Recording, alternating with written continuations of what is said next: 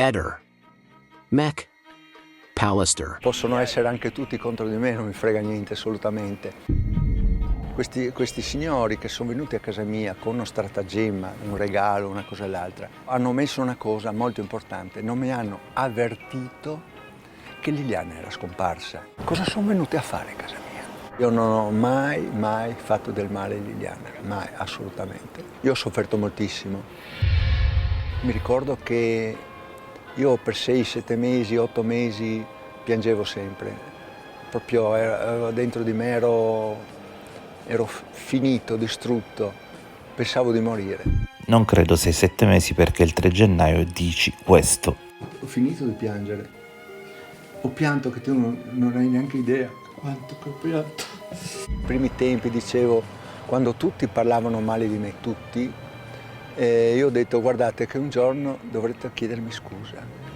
E oggi come oggi non le voglio queste scuse, assolutamente. Gabriella, devi scusarti con Sebastiano?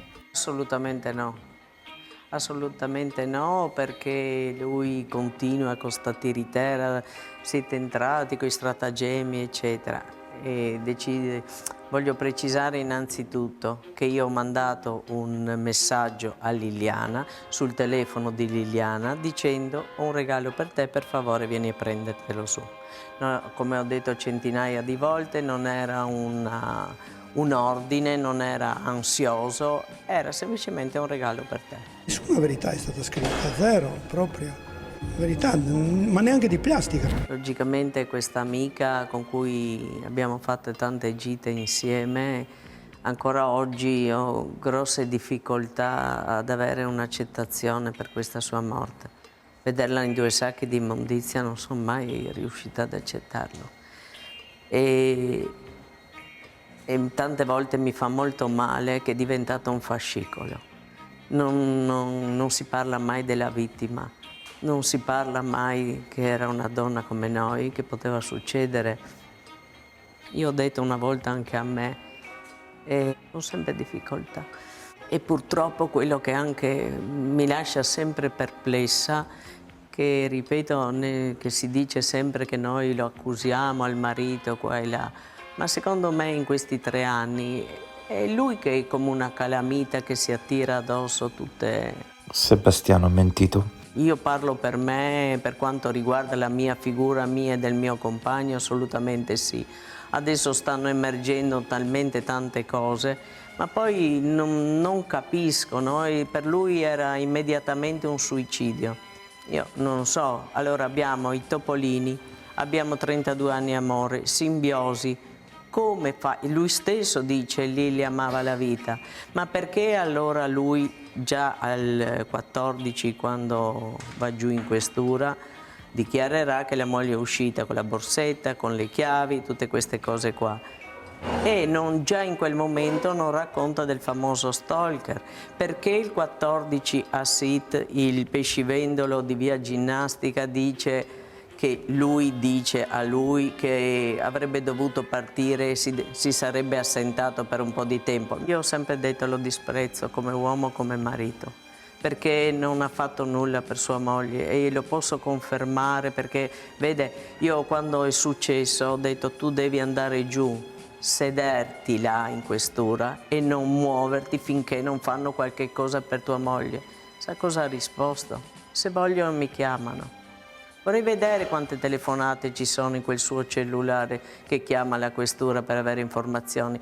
Quando una settimana dopo io dico al mio compagno e lui presente perché faceva i briefing a casa nostra ogni sera, gli dico andiamo a cercarla appunto nel parco perché insomma hanno guardato di qua, hanno guardato da tutte le parti, c'erano tanti edifici dismessi e dici magari è finita là che sai tu. Dice io devo andare. E chi deve andare?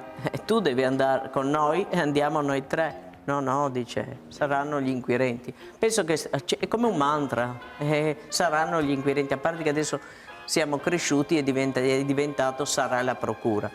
Questo è. Io quello che proprio non capisco appunto questo suo dire appunto al pescivendolo che andrà via per un po' di tempo.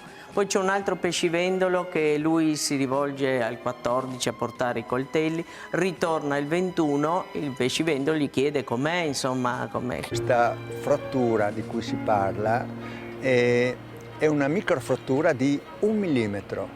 Cioè, io posso dirti che tutte le volte che io sono caduto in bicicletta, Liliana anche è caduta in bicicletta più di una volta, non so se è vecchia datata, però il generale mi ha detto parliamo di una frattura di 1 millimetro, non è assolutamente un'aggressione. Non so cosa pensare, non so cosa può essere successo e se qualcuno gli ha fatto del male io desidero tanto che venga fuori. Sono lì come spettatore per sapere, vedere cosa può essere successo e sapere almeno chi ha fatto questo. Io ho sofferto moltissimo. Mi ricordo che io per 6, 7 mesi, 8 mesi piangevo sempre. Proprio dentro di me ero finito, distrutto, pensavo di morire.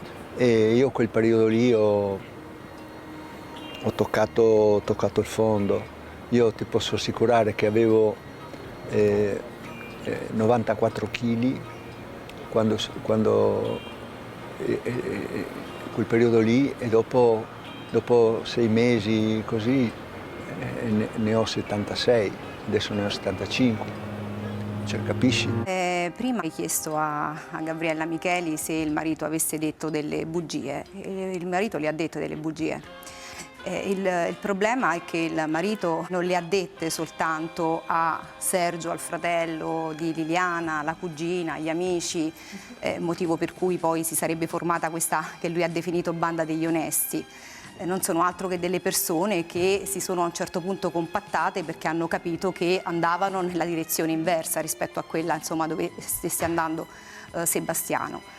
E ne ha dette di bugie. Per esempio nega di avere in uso il magazzino agli investigatori, tant'è che gli inquirenti a un certo punto gli chiedono ma perché lei ha detto di non avere in uso il magazzino, sottraendolo di fatto ad una immediata verifica. No? E ricordiamoci che lui in quel magazzino quella mattina del 14 dicembre ci sta per ben 3 ore di seguito con un cellulare che è con elevatissima probabilità spento. Mai successo né prima né dopo, perché a seguito di un accertamento fatto da un nostro consulente informatico sappiamo che tutte le volte che il cellulare di Sebastiano aggancia la cella del magazzino, la cella telefonica del magazzino, produce traffico telefonico. Produrrà traffico telefonico anche il pomeriggio, perché Sebastiano poi si recherà nel pomeriggio, lui dice per riprendere, per posare la bicicletta, tra le 15 e le 15:30 e in quel momento il suo cellulare genera traffico telefonico. Per cui Sebastiano ad oggi ancora non dice, ancora non si sa che cosa ha fatto per 3 ore in quel magazzino con un cellulare assolutamente spento. Per quanto riguarda Sergio, noi abbiamo avuto alti e bassi, anche prima quando c'era ancora Liliana. È sempre stata, diciamo, tra di noi, non dico guerra, ma non compatibili, ecco, diciamo, non compatibili l'uno con l'altro. Io quando nel 2005 ho chiesto di sposare Liliana, la famiglia si è opposta, capisci? La famiglia si è opposta. Questi signori che sono venuti a casa mia con uno stratagemma, un regalo, una cosa e l'altra, e mi fermo qua, però hanno messo una cosa molto importante, non mi hanno avvertito che Liliana era scomparsa. Loro lo sapevano perché sono incontrati con Sterpin e di conseguenza io ero all'oscura delle cose. Certamente io mi domando cosa sono venuti a fare a casa mia. Capisci? Lo Sterpin che sapeva che Liliana era scomparsa, perché non è andato lui in questura a riferire agli agenti guardate, avevo l'appuntamento con questa signora e se loro mi dicevano Sebastiano, Liliana è scomparsa, doveva incontrarsi con una persona, io sarei andato in questura immediatamente. Però loro erano e basta, mi fermo qua.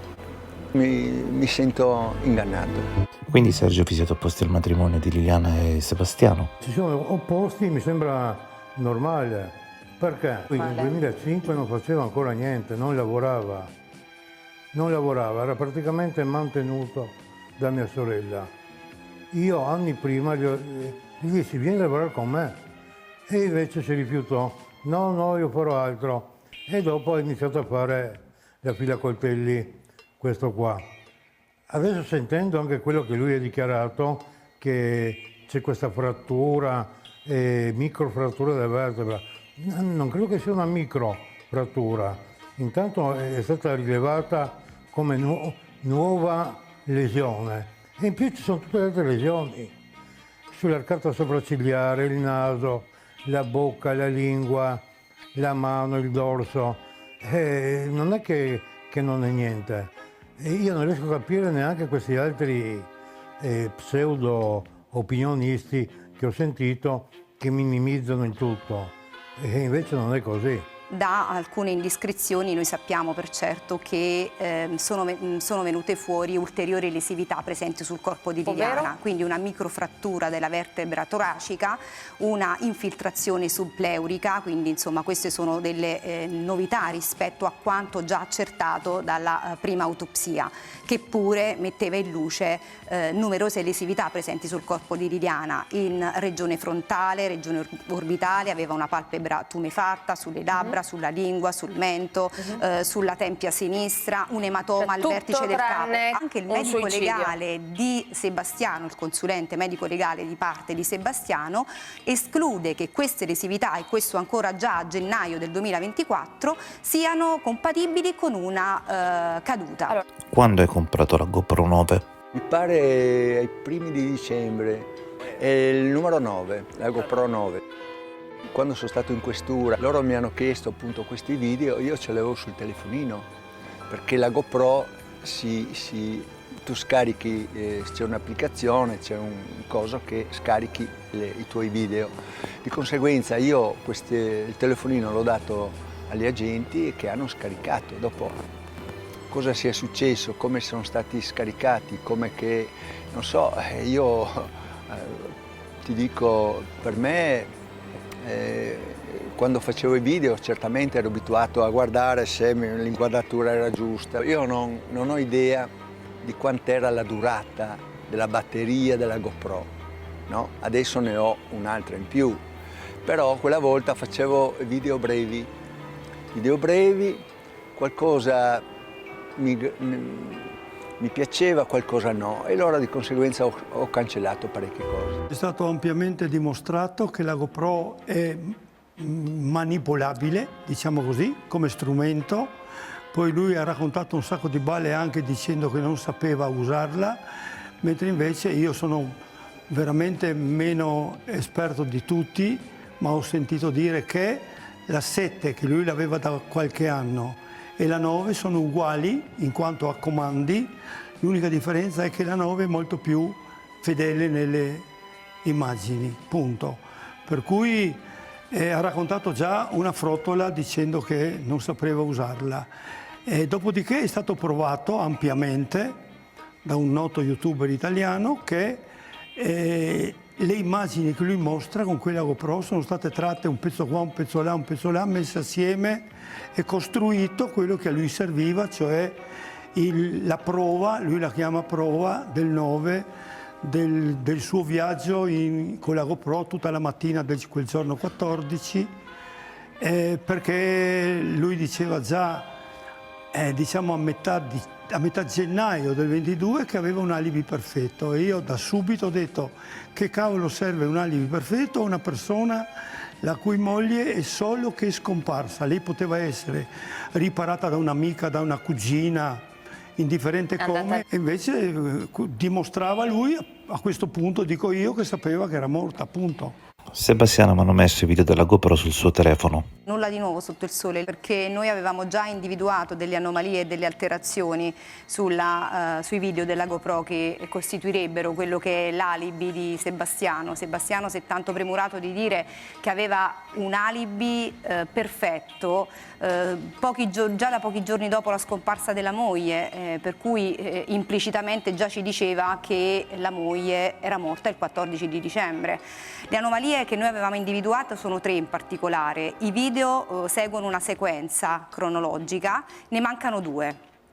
Poi abbiamo 2 video che lo localizzano in un determinato luogo di Trieste, mentre la cella telefonica del suo cellulare lo aggancia dall'altra parte di Trieste, che sarebbe San Primo, che sì, è vero, ci potrebbe essere un rimbalzo di celle, però insomma degli ingegneri informatici ci dicono che questo non è possibile. Il GIP ha ordinato tra i 25 punti approfondimenti di indagine anche quello sulla GoPro, quindi vedremo che cosa verrà fuori, ma sì. No, volevo aggiungere una cosa, che già il video del 12 dicembre, quando Lilli dice ciao siamo a Grado, quel video non è l'originale, perché lui l'aveva mostrato al mio compagno e manca un pezzo, perché dopo lui dice qualcosa di spiacevole verso Lilli e non l'ha dato logicamente alla televisione con quelle parole. Il video del 12 sono a Grado, manca un pezzetto. La sgrida con male parole. E quindi voglio dire che insomma vuol dire che tanto io non lo so perché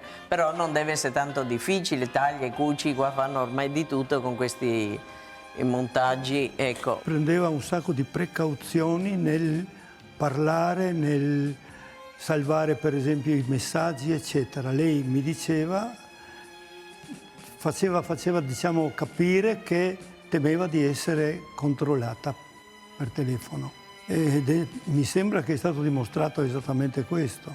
Poi dobbiamo dire la verità o no, lei non può aver lasciato i suoi telefoni a casa, l'ha portato qualcuno. Allora su documenti del fascicolo c'è scritto che dal Sebastiano dalle 13:45 alle 14:45 sicuramente la cella telefonica prende la zona di casa, la cella telefonica. Allora io mi sono fatta una domanda. Alle 14:56 Sebastiano risponde a Claudio: dove era il telefono di Liliana? Fino alle 14:53 Sebastiano è sicuramente ripreso con le celle di casa. Risponderà alle 14:56. Dove era il telefono di Liliana?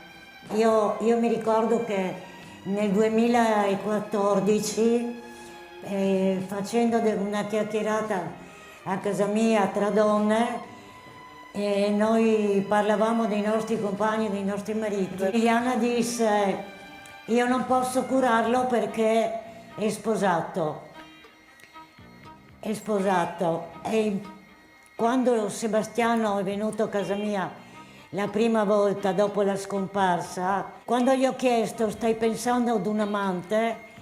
Lui mi ha risposto: può essere, se ne poteva parlare.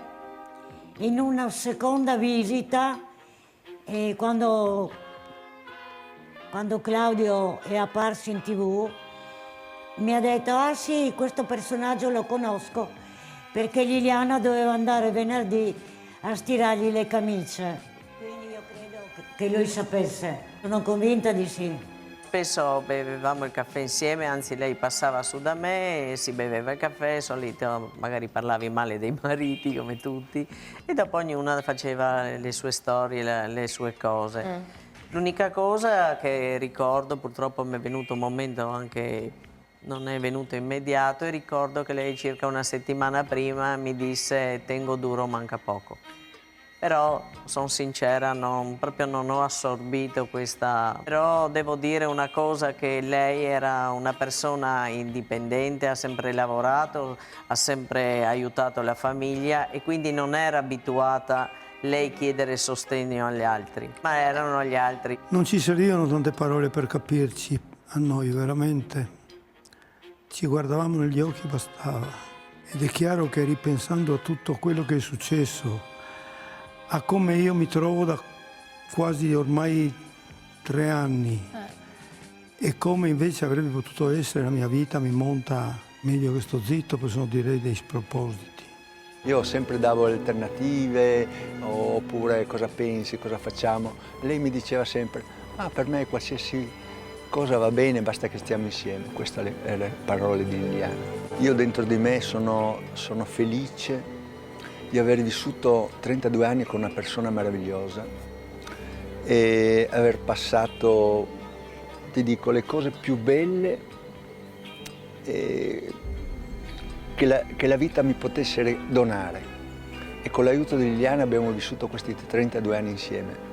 e per me è stato una cosa meravigliosa e nessuno me la porterà via questo ricordo. Sì, non siamo neanche noi indagati. Mia sorella non mi ha mai appunto raccontato più di tanto, perché era così riservata. Però negli ultimi tempi ho visto che qualcosa stava cambiando. Non ho percepito, perché anch'io, come tanta altra gente, ognuno ha i suoi problemi, altre problematiche di casa, familiari, indifferente. In ogni caso, quando purtroppo è successo che lei è sparita, io ho chiesto a Sebastiano: andiamo a cercarla, facciamo qualcosa. Lui non ha fatto altro che dirmi: aspettiamo, finché quasi 5 giorni dopo, quando le ho detto: guarda, mia figlia ha chiamato chi l'ha visto, là si è arrabbiato e là ne abbiamo parlato. La procura è partita Però con comunque un'idea è tutto preconcetta, strano. perché già dal primo sopralluogo si sente dire: beh, adesso vado perché a Basovizza c'è un altro suicidio. Quindi sono partiti con questa idea preconcetta e non hanno fatto altro che difendere un'ipotesi, che era, al loro modo di vedere, quella di un suicidio che assolutamente non c'è, perché se noi facciamo i conti con quella scena dove è stata ritrovata Liliana, quello è un artefatto, quella è la messa in scena di un suicidio, perché questa partita noi non la possiamo chiudere se non facciamo i conti con quei sacchi neri nei quali si è infilata Liliana, con quel cordino lasso, con il tappeto vegetale assolutamente intatto sotto il corpo di Liliana, che mal si attaglia con una morte asfittica, e con la posizione del cadavere, una posizione così descritta simil dormiente, simil fetale, che chiaramente nulla ha a che vedere con una morte asfittica, che comunque prevede anche degli spasmi, dei movimenti bruschi, dei movimenti involontari, che non avrebbero sicuramente fatto ritrovare Liliana in quella posizione e che con ogni probabilità avrebbero praticamente anche rotto i sacchi. Per quanto riguarda invece il marito Sebastiano, quello che non torna è tanto, da subito, da subitissimo. Il marito che cosa fa? Prima di andare in questura blocca il numero di Claudio Serpin, blocca il numero di quest'uomo, cioè alle 21:43 blocca il numero di Claudio, chiama poi alle 21:45 gli amici Gabriella e Salvo e dice: ok, mi sono convinto, andiamo in questura perché vado a fare denuncia di scomparsa. Evidentemente quel numero in questura non doveva squillare, probabilmente. Il problema è però che poi Claudio Serpin, il giorno dopo, lui, perché seriamente preoccupato, si reca spontaneamente in questura e gli parlerà della loro relazione, perché altrimenti in denuncia di scomparsa, insomma, il marito si dice seriamente preoccupato, addirittura dice che era così preoccupato tanto da aver chiamato il fratello Sergio Resinovic, il quale dirà: ma non è vero, sono stato io che ho chiamato mia sorella alle 16:59, ed effettivamente poi la consulenza informatica darà ragione a Sergio Resinovic e smentirà ancora una volta Sebastiano Visintin, perché sarà Sergio a chiamare proprio perché è preoccupato la sorella, e risponderà appunto Sebastiano. E poi ci sono 3 ore di buco. Abbiamo anche un altro elemento che sono le ore 9:30, che è l'orario in cui Sergio Resinovic manda un suo messaggio, come tutte le mattine, a Liliana, e Liliana lo leggeva praticamente quasi in tempo reale. Quel giorno non leggerà mai il telefono il messaggio del fratello, per cui questo ci lascia immaginare che a quell'ora Liliana purtroppo è già morta. Però alle 9:04 Sebastiano è verosimilmente nello stesso luogo in cui dovrebbe essere Liliana, perché Liliana dice a Claudio Serpin nella telefonata delle 8:22 che si sarebbe recata alla Wind di via Battisti e l'orario di apertura era alle 9, per cui nulla ci fa immaginare che Liliana non si sia recata lì, anche perché effettivamente la veridicità di quello che si sono detti ce la dà proprio il comportamento di Claudio, perché Claudio poi, non vedendola arrivare, a mezzogiorno scende di casa e si reca proprio lì davanti alla Wind di via Battisti, dove sosterrà per circa 3 minuti, per cui Liliana con molta probabilità sarà andata lì e verosimilmente sono nello stesso luogo. I diversi punti del GIP è una buona parte proprio sulle cose che non torna, che ha detto il signor Sebastiano, vedi, sui soldi, sulla GoPro, sulla fede, siamo stati chiamati in questura per questo. Sui soldi, perché lui ci ha mostrato un bel rotolone, tipo rotolone Regina, e dopo voleva darci 10.000 da conservare. Che è la storia dei soldi, tanti soldi in casa, cosa che un po' col senno di poi voleva farceli conservare a noi e all'amica Laura. Non era rintracciabile perché era un bel rotolone in contanti, ha presente il rotolone Regina. Ecco, banconote, credo che anche diciamo, gli inquirenti lo sanno. Tanti hanno fatto anche la supposizione che Liliana fosse intricata in qualche, diciamo, storia losca, che quindi facesse lei dei traffici illeciti, no? Però quello che io voglio dire, no? Il signor Sebastiano dice che non crede nella storia d'amore loro, insomma, sto amante che è un masochista, che è non ci crede, ma benissimo, io dico va bene, non ci crede. Allora crede che sua moglie è suicida.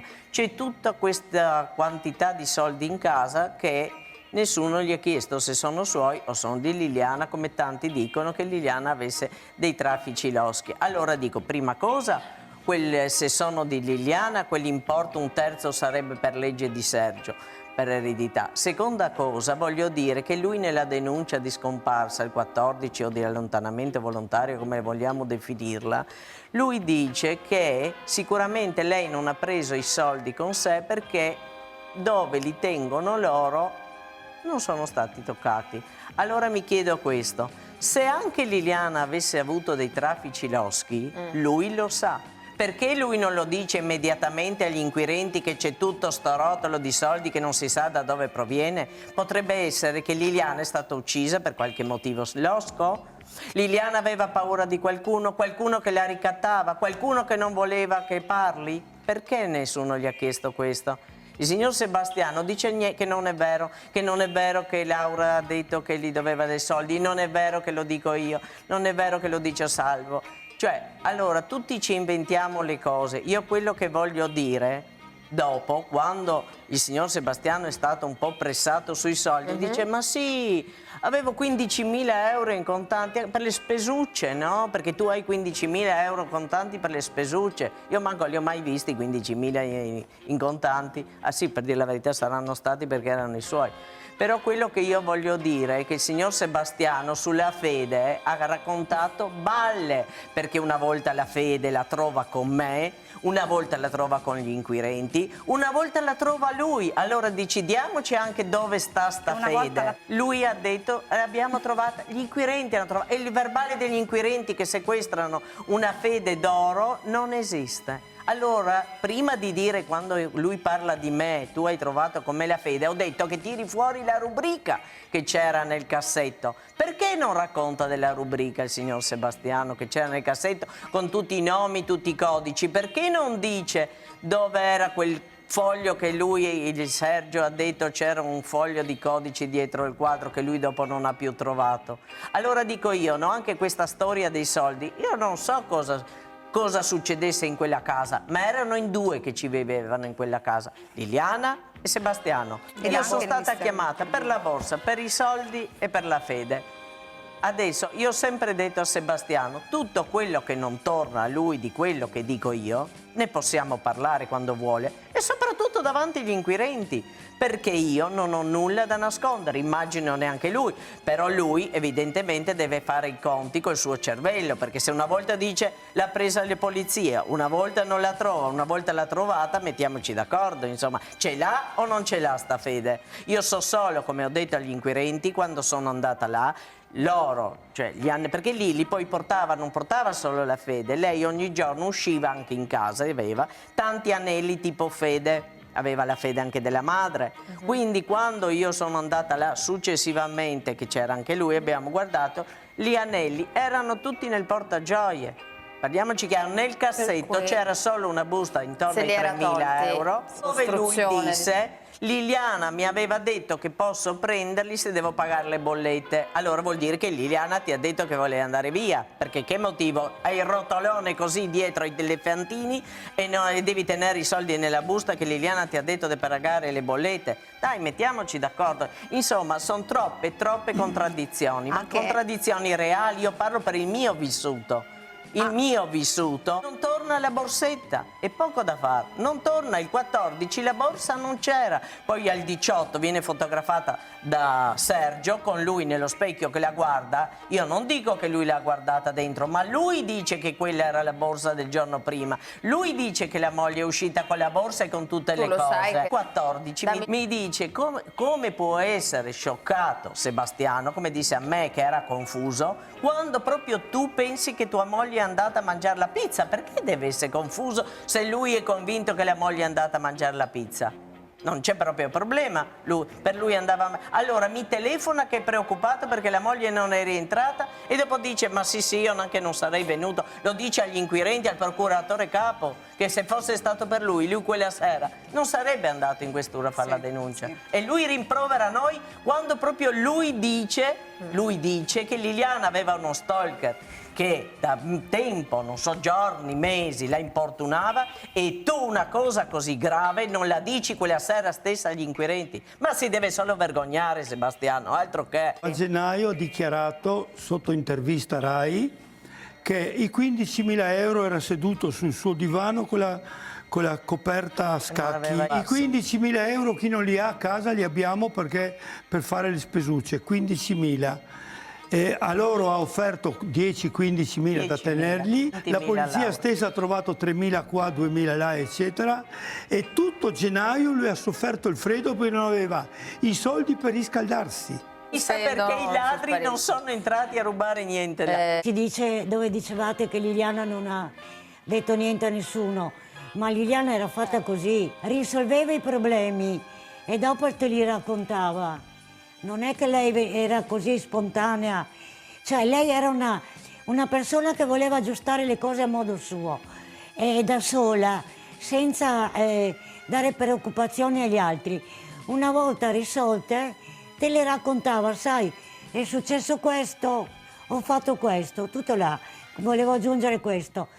E poi volevo anche aggiungere che siccome ho sentito Sebastiano dire che noi eravamo a conoscenza che la bara era quella giusta, non è così, perché quel giorno alle pompe funebri eravamo lì tutti insieme quando all'agenzia è arrivata l'email della procura che non poteva essere cremata, che non poteva essere data per studi e che doveva essere conservata per un'eventuale riesumazione.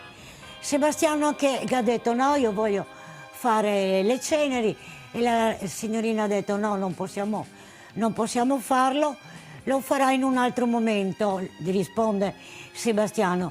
Poi la ragazza gli dice guarda che però per fare questa cosa qua devi rifare il funerale, ti costerà 3.000 euro. A quel punto si conclude questo discorso e la signorina ci dice venite a scegliervi la bara, ci fa vedere 2 bare di 2 colori, una chiara e una scura, e noi scegliamo quella chiara perché abbiamo detto non è così vecchia da metterle quella scura, e se ne siamo andati via. Non abbiamo mai saputo se in quella bara ci stava anche la bara zincata o se qualcuno il giorno dopo, perché ha portato una coperta che doveva essere usata per coprire il corpo di Liliana, ha cambiato bara. Questo noi non lo sappiamo. Però vorremmo vedere la fattura del funerale perché lì ci sarà scritto tutto. Perché è inutile che Sebastiano dica che noi sapevamo della bara. Andremo appunto a verificare anche questo e difatti anche quando è stata riesumata hanno visto che non c'era la bara zincata ed è logico che il corpo si è consumato. Nel sacco salma tra l'altro. Quando sarà depositata la nuova autopsia? Sicuramente fine ottobre perché tutto il team della professoressa Cattaneo si riunisca insieme ai consulenti e poi dovranno cominciare a scrivere.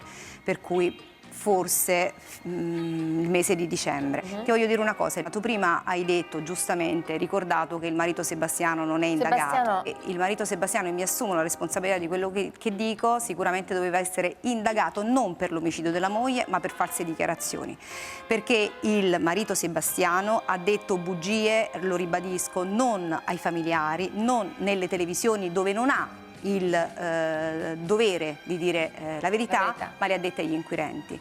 Anche riguardo a elementi, fatti e circostanze che sono fondamentali e che riguardano il giorno della scomparsa della moglie e che riguardano elementi rinvenuti sul corpo della moglie. Per esempio il cordino. Guarda, c'è un'intercettazione in cui Sebastiano parla con una persona e si mette d'accordo su come far ritrovare quel cordino. È in atti, intercettazioni che noi abbiamo anche richiesto, che però insomma non ci sono state date. Se viene dimostrato che non è un suicidio, è un omicidio. Vuol dire che qualcuno l'ha portata là dopo morta, giusto? La scena comprende 2 sacchetti bianchi per attorno alla testa, 2 sacchetti neri, uno che copre le gambe, eccetera, e un pezzo di cordino che viene non si può negare che non provenga dal cassetto di casa di Sebastiano. Quello è la prova regina che Sebastiano il cordino lo ha fornito lui. A chi ha portato Liliana là. Punto. Non dico altro. Claudio, sarà tutto per persone intelligenti. Oggi... Io ho perso la mia vita, ho perso Liliana. Guarda, quando io vado la sera a casa, che entro in casa già, quando vado in camera ci sono i suoi vestiti, i suoi pigiami, i suoi cuscini, i suoi guanti, le sue scarpe, c'è tutto lì. Io veramente tremo veramente tanto. Io non ho mai fatto del male a Liliana, mai, assolutamente. Per 32 anni noi ci siamo amati. Io non merito questo, chiedo di essere rispettato.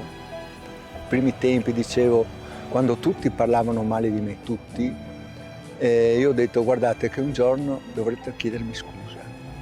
E oggi come oggi non le voglio queste scuse, assolutamente.